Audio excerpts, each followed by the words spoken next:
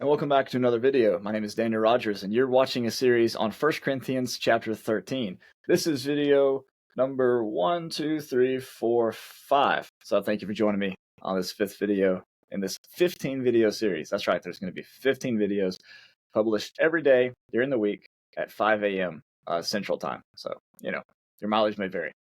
All right, we're in 1 Corinthians chapter 13 and verse 8, which says, "Love never ends." Let's go ahead. Stop right there and emphasize what this passage is about. This passage is saying that love never fails. Everything that we read after this needs to keep that in mind, that love is being compared to prophecies, knowledge, tongues, faith, hope, all the things that were mentioned in the first half of 1 Corinthians chapter 13. Paul wants us to know that love never fails. Now, why does love never fail? Well, for one, you could say that God is love in 1 John chapter 4. And because God is love, that God is never going to go away, then love will never cease. But I think it's deeper than that. So let's go back into the book of John and take a look at why love will never fail. Love will never fail because love has no beginning. Have you considered that before? All right. Let's look at the book of John, chapter 17. We're going to begin here in verse 17. Paul, Jesus says, "Sanctify them in the truth. Your word is truth." Now, before we continue, I just want to point out that in the book of John, anytime that you read the word truth and anytime that you read the word, you need to pause and consider John's definition of those things. He's not saying sanctify them in the truth, your Bible is truth, or your scriptures are truth. What he's saying is sanctify them in the truth, your logos is truth. John chapter 1, verse 1, Jesus is the Word made flesh. John chapter 14, verse 6, Jesus is the way, the truth, and the life. Whenever Jesus tells the Samaritan woman in John chapter 4, God is a spirit, and those who worship him must worship him in spirit and in truth, you could capitalize S and T, because what John is saying there, and according to Jesus' words, is that we approach the Father in Christ through the Spirit. So when he says sanctify them in the truth, your word is truth, he's talking about himself. He's saying that God sanctifies the people through the Christ. As you have sent me into the world, so I have sent them into the world, verse 18. And for their sakes I sanctify myself, so that they may also be sanctified in truth. I ask not only on behalf of these, but also on behalf of those who believe in me through the word, that they may all be one. Notice, as you, Father, are in me, and I am in you, may they also be in us, so that the world may believe that you have sent me.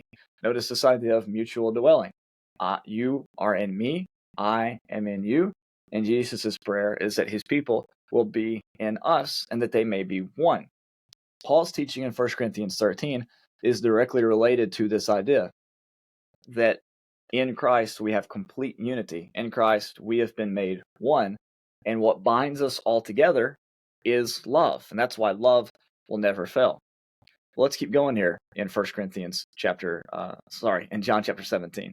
He says in verse 23, I in them and you in me, that they may become, the word here is completely one.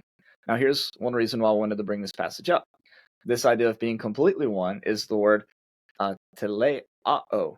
So it's kind of a longer word than what you're used to. You're used to telos or teleos, but this is teleao. There's a omicron and an omega there at the end. Kind of awkward.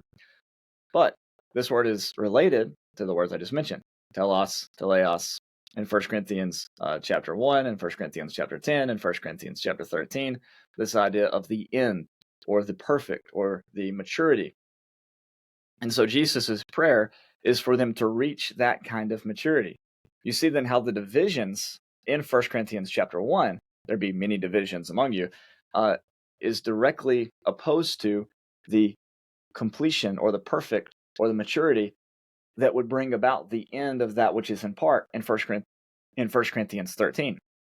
That's why I said in the beginning video that the study on that which is perfect and the study on the eschatology of John, super important to do together, because 1 Corinthians 13 may be the clearest link between Paul's eschatology and John's eschatology, and demonstrates how they're really one and the same, and demonstrate the same hope. And that hope is that they'll be made completely one in Christ through the Holy Spirit, the Father in them, they in the Father, and love is the thing that binds all that together. Okay, verse 23 says, I in them and you in me, that they may become completely one, so that the world may know that you have sent me, and notice, and have loved them even as you have loved me.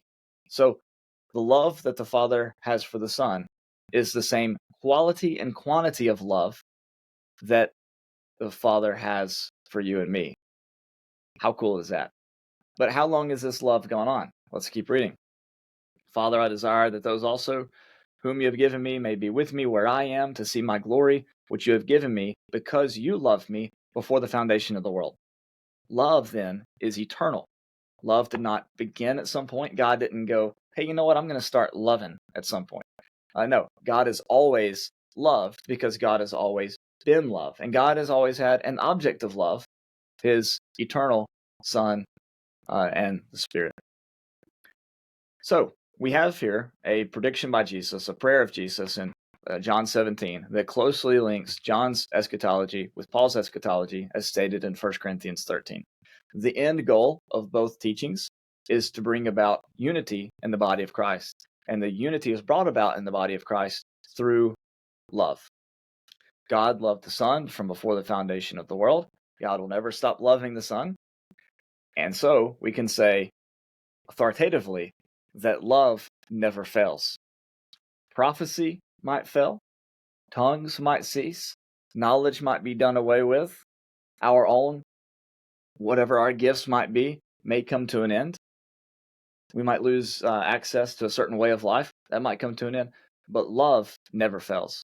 Keep that in mind as we read verse 8 in the next video. Love never fails. So let's keep going here in 1 Corinthians 13. So whenever Paul says that as for prophecies, they'll come to an end, as for tongues, they will cease, as for knowledge, it'll come to an end, this is not written so that we can debate Pentecostals about the cessation of the Spirit or the continuation of the Spirit. This isn't written so we can have debates about whether or not the Holy Spirit still indwells within the believer. This was written to emphasize the transient nature of the miraculous gifts, that is, the temporary nature of the miraculous gifts, but the never-endingness, the eternal nature of love.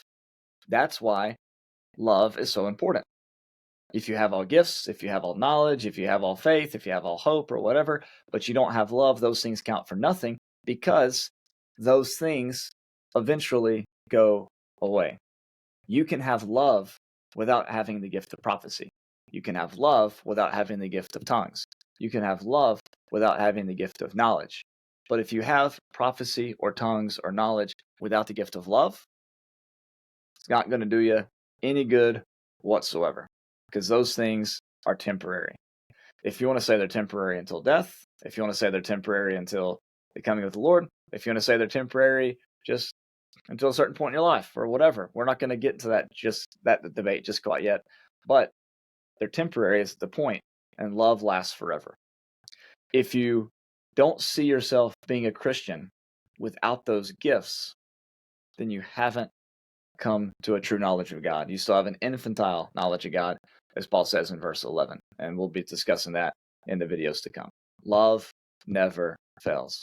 We sing a song in my congregation. It goes, your love never fails, it never gives up, it never runs out on me. And I think that is one of the best songs that we sing. It's one of my favorites that we sing, because it is true. Love never fails.